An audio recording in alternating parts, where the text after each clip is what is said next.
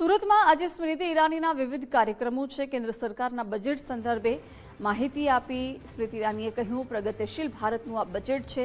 PM મોદીએ દેશના સામર્થ્યને વધારવા બજેટ રજૂ કર્યું। 10,000 કરોડનું બજેટ બાયોફાર્મા માટે જાહેર થયું છે। એમએસએમઈ સેક્ટર માટે મહત્વના મુદ્દા સમાવેશ કરાયા છે। ઇલેક્ટ્રોનિક્સ મેન્યુફેક્ચરિંગ પર ભારત સરકારે ધ્યાન આપ્યું છે। સ્વતંત્રતા દિવસ પર 350 રિફોર્મની જાહેરાત કરી છે। ટેક્સટાઇલ પાર્કની પીએમ મોદીએ જાહેરાત કરી। ઇન્ફ્રાસ્ટ્રક્ચર વધવાથી ગરીબ પરિવારોને આર્થિક લાભ મળશે। મધ્યમ વર્ગના લોકોને ધ્યાનમાં રાખી આઉટલેટની પણ જાહેરાત કરાઈ છે। બજેટથી સુરતના વિકાસને પણ વેગ મળશે।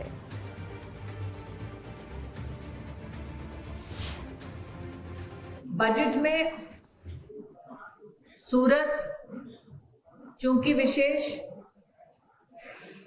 एमएसएमई से प्रफुल्लित है, इसलिए एमएसएमई के ग्रोथ के लिए और विशेष बजट में 10,000 करोड़ का क्रेडिट, इंस्टीट्यूशनल और इकोनॉमिक सपोर्ट से दृष्टिकोण से जो प्रावधान किया गया, उसकी भी सराहना आज महानगर के नागरिकों ने की। प्रधानमंत्री मोदी जी के आदेश अनुसार इलेक्ट्रॉनिक्स मैन्युफैक्चरिंग पर भारत सरकार का जो विशेष ध्यान रहा, कोशिश रही, उसके चलते नागरिकों ने भी इस बात को स्वीकार किया। इलेक्ट्रॉनिक्स के क्षेत्र में 2014 में